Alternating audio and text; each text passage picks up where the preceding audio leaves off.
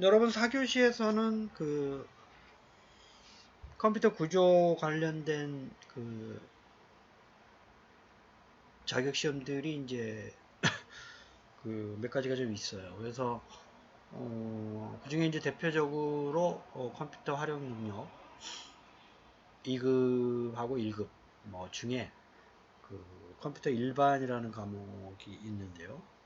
이제 그 중에서 컴퓨터 구조와 관련된 시험 문제들이 이제 좀 많이 출제가 되고 있습니다. 그래서 이제 그 내용을 좀 살펴보도록. 이제 틈틈이 이제 그 기회가 되는 대로 저희들이 이제 앞으로 이제 중앙 처리 장치부터 시작을 해가지고 그 GPU까지 이제 쭉 배우게 될 텐데요. 관련되어 있는 문제들이 이제 좀 그 요약을 해서 여러분들이 이해할 수 있도록 그렇게 하겠습니다. 먼저 그 이 사이트가 이제 일반적으로 뭐 기사라든지 그 컴퓨터 활용 능력 자격 시험이 이제 이 사이트 이제 많이 참고를 하는데 여기를 한번 들어가 보면요. 그 최근 기출 문제 이걸 이제 복원을 이제 해놨어요. 가장 최근에 게 이제 7월 4일 2020년에 거 2019년도 가장 최근 거 위주로 이제 하고 있으니까 여기 있는 거를 이제 그 오픈을 돼 있어요. 그러니까 이걸 선택하시면 이제 이런 그 문제를 세 가지 유형으로 선생님들, 학생들, 이제 뭐 다 내용은 똑같아요. 그렇죠? 그러니까 뭐 학생 용어를 출력을 해서 문제를 한번 풀어보고 틀린 문제를 다시 한번 좀 이제 확인하는 뭐 이렇게 할 수 있도록 이제 해놨고 그거를 한번 보면 이제 7월 4일 날 작년 7월 4일 날 이제 문제를 좀 보면 1과목이 컴퓨터 일반이죠. 그 다음에 뭐 이제 스프레드시트인데 이게 이제 그 엑셀을 얘기하는 거예요. 엑셀 스프레드시트. 그 다음에 이제 3번 과목이 이제 데이터베이스 일반인데 이게 액세스에 대한 얘기. 일반적인 데이터베이스 그 이론 플러스 이제 그 액세스 데이터베이스 DBMS. 이제 이런 것들이 이제 그 액세스의 이제 그 관계 설정 하는 화면이고요. 요거는 이제 비주얼 베이직인데요. 엑셀하고 액세스를 그 주로 이제 이벤트 프로시저를 만들 때 비주얼 베이직 그 문법으로 만듭니다. 그렇죠? 그래서 이것도 이제 액세스의 이제 메뉴. 1급은 이제 액세스를 공부하셔야 돼요. 실습은 이제 엑셀하고 액세스 두 가지를 보기 때문에 1급에서 뭐 그렇습니다. 그래서 이제 우리가 이 시간에는 이제 요 1과목에 대한 얘기가 컴퓨터의 구조 관련된 얘기하고 플러스 이제 일반적인 이제 운영체제, 윈도우즈 운영체제 사용법. 그 다음에 이제 데이터 통신 관련된 일반적인 그 내용. 그러니까 다양하게 좀 나와요. 이제 그 일반적 말 그대로 이제 일반적 내용을 이제 설명을 하고 있기 때문에 다양한 그 어떤 기본적인 내용들을 좀 알으셔야지 이제 그 문제를 맞출 수가 있어요.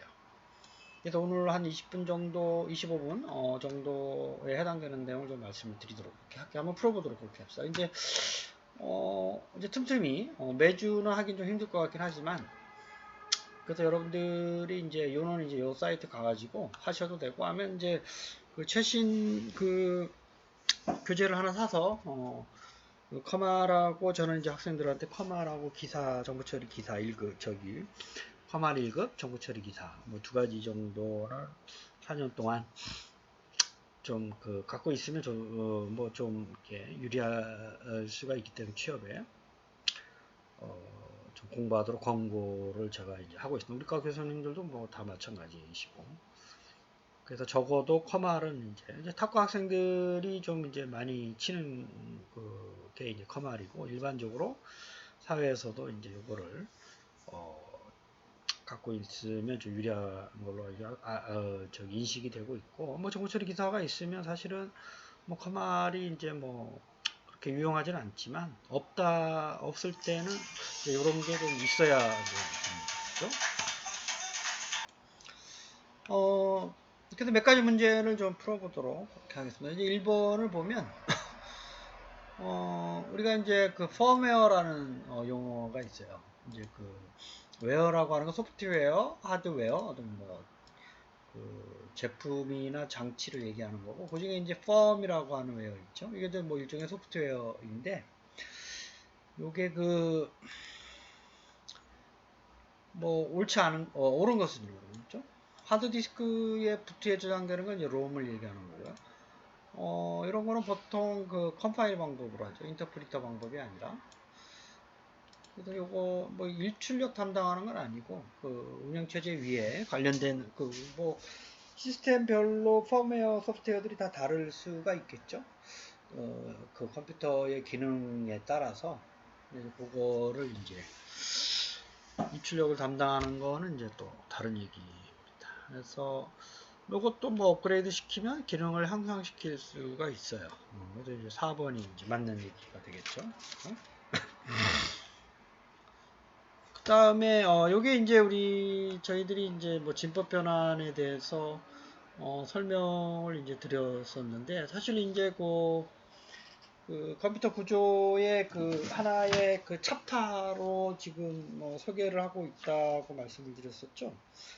그래서 교재에 보면 그 3장인가요? 3장에 보면 그 컴퓨터 산술과 논리 연산에 대한 얘기가 있어요. 3장에. 그래서 이제 요 3장에 있는 내용 있죠. 그래서 이제 요게 그 3장에 있는 내용 보면 ALU라는 그 중앙처리 장치의 그 핵심적인 그 산술과 논리 연산을 하는 건데, 그거에 대한 그 기능을 하는 게 대부분 수와 관련된 연산적 기능인데, 그게 이제 정수와 그 소수, 우리가 부동소수점이라고 얘기하는데, 이제 그거를 이제 그 중앙처리 장치, 제어 장치 안에서 어떻게 이제 그 처리를 하느냐. 보통은 이제 그 연산기, 물론 이제 여기 보면 논리 연산도 있죠. 시프트 연산도 있고, 이제 논리 연산이라고 하는 거는 그 어떤 그 뭐 if문을 여러분들 이제 대표적으로 생각을 하면 돼. 참이냐 거짓이냐 판별하는 거. 시프트는 이제 비트를 옮기는 거예요. 그렇죠? 그 다음에 이제 이런 거를 가지고 덧셈, 보통 덧셈으로 가지고 뺄셈, 덧셈 뺄셈 가지고 이제 곱셈, 그 다음에 이제 나눗셈, 요거를 어떻게 처리하느냐. 그 다음에 이제 부동소수점, 이제 일반적으로 여러분들이 이제 소수, 뭐 0.5678 이게 소수점 이하가 있는 그런 거를 또 어떻게 그 처리를 하느냐에 대한 얘기가 있어요. 3장에. 그래서 이제 그 여기를 이제 이해하기 위해서 진법을 이제 알아야 된다라고 말씀을 드렸었죠. 그래서 그 기본적으로 이제 컴퓨터 구조에서는 다 이진수 가지고 이제 처리를 하는 0 아니면 1죠. 그래서 비트를 가지고 처리하는 거이기 때문에 그러한 기능들을 이해하기 위해서 이제 그 진법에 대한 걸 좀 이해를 좀 하셔야 돼요. 그렇죠? 그래서 그 컴퓨터는 이제 0하고 1이죠. 이제 우리가 보통 일반적으로 쓰고 있는 거는 10진수죠. 0하고 0부터 9까지의 이제 그 10가지의 숫자를 가지고 사용하는 일반적인 이제 그 여러분들이 이제 통화 그러니까 그 금전을 얘기할 때, 그렇죠? 그러니까 그 우리가 일반적으로 초등학교 때부터 배웠던 수에 대한 개념은 다 10진수죠. 그렇죠? 이제 컴퓨터는 이제 10진수를 이제 이해하기보다는 0과 1의 어떤 비트 단위로 보면 비트 하나에 저장할 수 있는 게 on과 off, 참 거짓. 이거를 이제 우리가 0하고 1로 대표적으로 이제 얘기를 하기 때문에 왜 그러냐 하면 전원이 들어오면 정기적 장치로 이제 표현을 하게 되기 때문에 0과 2 전원이 들어오면 1, 전원이 없으면 0. 그래서 이제 0과 1의 비트로 이제 표현을 합니다. 그래서 이제 요거를 이제 0과 1로 두 가지의 숫자를 가지고 있기 때문에 이진수라는 거죠. 그 두 가지라는 거죠. 0에서 9까지는 10가지이기 때문에 우리가 10진수라고 얘기하는 거고, 0과 1은 두 가지이기 때문에 이제 이진수라고 얘기하는 거고, 뭐 똑같은 원리로 하게 되면 0, 1, 2, 3다 그러면 뭐 3진수, 4, 뭐 4진수, 5진수 다 가능해요. 근데 이제 이 중에서 우리가 이제 2의 몇 승 단위로 이제 보통 하나에 표현할 수 있는 게 0과 1로, 두 개면 2의 2승, 네 가지. 그렇죠? 그래서 3개면 2의 3승, 8가지. 그래서 이제 2진수, 그 다음 4진수보다 8진수, 그 다음에 뭐 16진수, 이렇게 이제, 뭐 32진수 또 있어요. 하지만 이제 보통 우리가, 컴퓨터 관련된 연산이나, 설명을 이해를 돕게 하기 위해서는 2진수, 8진수, 그 다음에 10진수, 16진수, 2진수, 8진수, 10진수, 16진수. 그래서 네 가지를 좀 이해를 하고 있어야 돼요. 그죠? 그래서 이제 16진수는 이제 그 0부터 9까지 10개 하고, 나머지 그 6가지는 10부터 10, 11, 12, 13, 14, 15까지. 그쵸? 그거는 이제 A, B, C, D, E, F까지. A는 뭐 10, B는 11, 뭐 F는 15. 저 10진수로. 그렇게 이제 씁니다. 그래서 16가지. 이걸 우리가 이제 헥사데시말, 헥사라는 게 16을 얘기하는 거니까. 그래서 16진수를 16가지를 하기 위해서 2의 4승, 4개의 비트가 필요하죠. 그죠? 이제, 물론 맞는 얘기. 옳지 않은 것은, 2, 8, 16진수를 10진수로 변환하려고 하면, 정수 부분, 소수 부분을 나눠서, 각자 자리값, 맨 끝에 단위가 1의 단위, 2진수인 경우 뭐 2의 1승 단위, 8진수인 경우 2의 2승 단위, 뭐 이렇게 해가지고, 곱해서 더해주는 거죠. 그렇죠? 그 다음에 10진수를 이렇게 바꾸려고 하면 2로 나눠서 나눠지지 않을 때까지, 그렇죠? 나머지로 역순을 이렇게 표현하는 거죠. 그 다음에 요 8진수는 16진수로 표현하려고 그러면 두 자리씩 자르면 안 돼요. 두 자리씩 자르게 하게 되면 2의 3승, 2의 3승 이래가 2의 6승, 64진수가 되기 때문에 2의 8승. 그래서 안 되고, 요를 이제 2진수로 바꿔도 뒤에서 4자리씩. 왜냐하면 16진수라는 게 2의 4승이기 때문에 4개의 비트씩 잘라서 표현하게 됩니다. 그죠? 그래서 이제 4번이 이제 좀 잘못된 거죠. 그 다음에, 비밀키 암호화. 우리가 이제 그 암호화를 또 이제 배우게 될 텐데요. 그 송신과 수신 측에서 보내는 그 내용을 암호화하는 방법이에요. 그래서 그 대칭키 방법과 비대칭키 방법이 있는데, 대칭키라는 거는 동일한 그 키를 가지고 하고, 이제 그 공개 키는 그렇고, 공개되지 않은 키는 또 각자 갖고 있고. 그래서 이게 그 서로 다른 키로 암호화하고 복호화하진 않아요. 같은 키로 암호화하고 다른 키로 복호화하고 뭐 이런 방법을 씁니다. 그렇죠?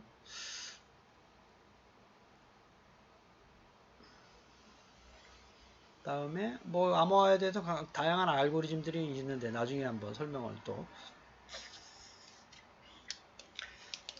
그다음에 그 우리가 파이어월이라는 걸 이제 보안 때문에 설치를 하는데요. 이게 뭐 벽이라는 말은 아니죠. 그러니까 불 막는 벽이 아니라 소프트웨어인데 일종의 보안 소프트웨어다 이렇게 생각을 하시면 돼요. 그러니까 요게 소프트웨어가 어떤 자기를 통해서 들어오는 또는 나가는 어떤 정보에 대해서 암호화를 하는 거예요. 이제 우리가 영어로는 firewall, 그냥 직역을 하다 보니 방화벽이라는 이름을 쓰는데요. 어떤 물리적인 벽이 아니라 소프트웨어를 얘기합니다. 보안과 관련돼서 나를 통해서 나가는 정보들, 데이터들을 암호화를 통해서 다른 사람이 해독하지 못하도록 하는 방법을 쓰는 건데, 적절하지 않은 것은 있죠. 뭐 출입로를 이제 하나로 할 수 있고요. 뭐 이 파이어월에 설정되는 거에 따라서 어떤 IP를 이제 못 들어가게 할 수도 있어요. 어떤 패킷으로 그쪽으로 흘러가지 않도록 할 수도 있고. 근데 방화벽만 가지고는 좀 힘들어요, 이게. 그렇죠? 이게 이제 뚫리면 또 다른 그 어떤 그 바이러스가 들어오거나 어떤 새로운 위험에 노출돼서 무너지면 그렇죠? 보안이 이제 뚫린다 이렇게 얘기하는데 방화벽 하나만 가지고는 이제 보안에 좀 취약할 수가 있어요. 다양한 방법들이 또 쓰이고 있습니다. 그렇죠?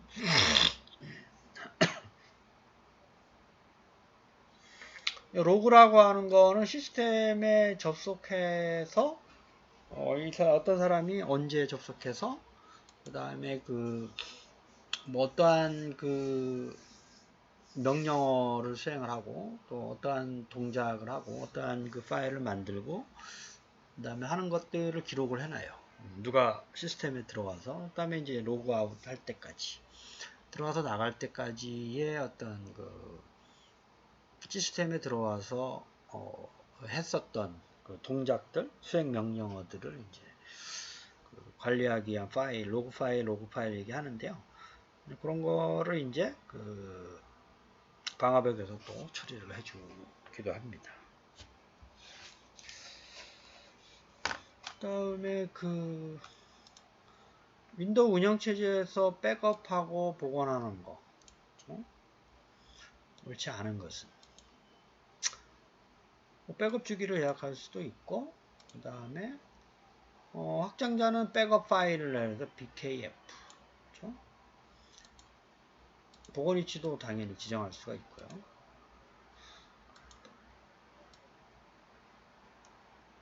근데 이제 원하는 파일을 복원할 수 있는 게 아니라 전체에 대해서는 할 수 있는 거죠. 그래서 이제 이런 운영체제 관련된 문제들이 좀 많이 나옵니다. 운영체제 사용 관련돼서 윈도우즈 6번은 좀 여러분들이 요 데이터 통신 시간에 테더링이라는 말을 좀 이제 이해를 하셔야 되는데 우리가 와이파이는 많이 알죠. 무선 랜을 쓰는 거. 블루투스는 이제 여러분들이 자동차에서 여러분들의 핸드폰으로 음악을 듣는 뭐 그런 것들. 와이브로는 지금 뭐 우리나라의 서비스를 와이어리스 브로드밴드인데 예전에 이제 무선 인터넷 그러니까 노트북을 들고 다니면서 KTX에서 인터넷을 와이파이 없이 쓰는 이런 서비스였는데 지금은 이제 거의 이제 가입자도 없고 사업자들도 이제 철회하고 있습니다. 이 테더링이라는 말이 바로 이 얘기예요. 그렇죠?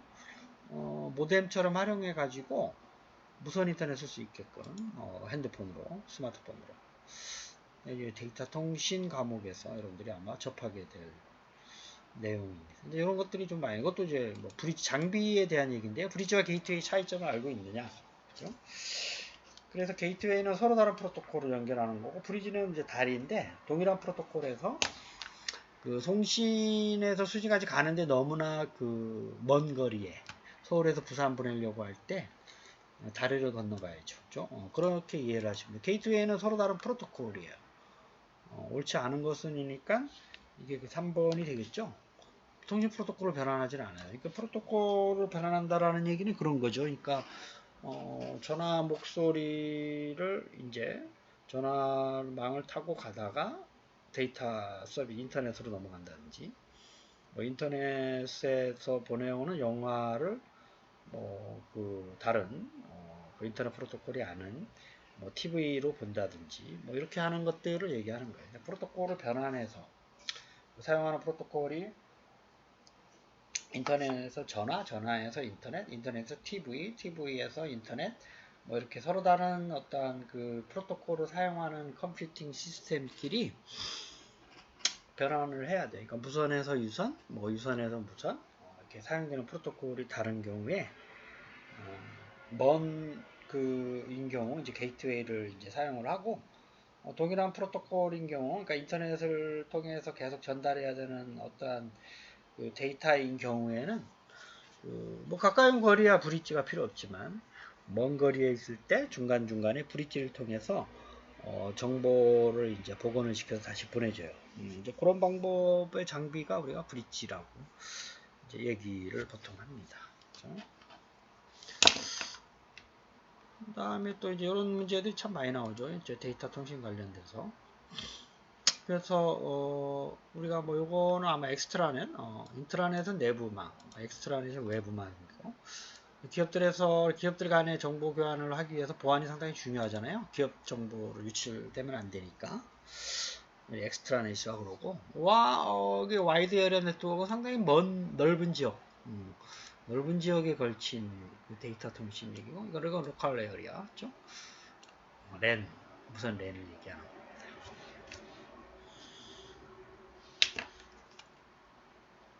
그 다음에 또 이거 OSI 7 레이어에서 인터넷 레이어의 그 TCP는 전송이고 IP는 이제 네트워크 계층을 얘기하는데 경로를 지정을 해주는 거죠. 데이터 패킷이 가는 라우터를 보통 거쳐서 가는데 라우터에서 경로를 지정을 해줘요. 그렇죠? 그 서울에서 가는 게 대전까지 와서 부산으로 갈 거냐, 광주로 갈 거냐, 이런 거를 지정을 해주는 프로토콜이 IP 프로토콜이에요. 얘는 이제 네트워크 계층에 해당이 돼요. 전송 계층이 아니라 네트워크 계층. 나머지는 다 TCP에 대한 얘기죠.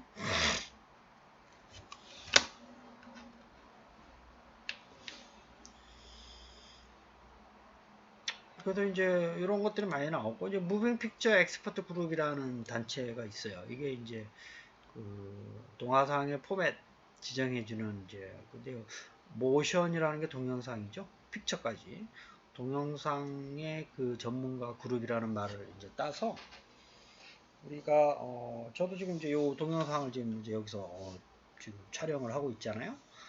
요게 이제 뭐 상당히 이제 그 픽처 사진을 이제 연달아 보여주는 그런 기법을로 통해서 인코딩하고 그 복호화를 하는데 디코딩.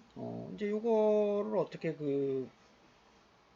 이거 이제 암호화를 하고 이제 이렇게 보면 이게 다 픽셀 단위로 어쨌든 컴퓨터가 알고 있는 0과 1로 바꿔야 돼요.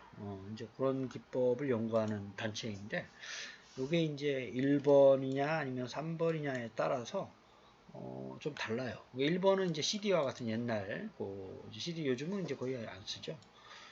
다음에 이제 이 같은 경우는 뭐 화질 개선을 좀 한 거고 뭐 번호가 높아질수록 아무래도 이제 최신죠.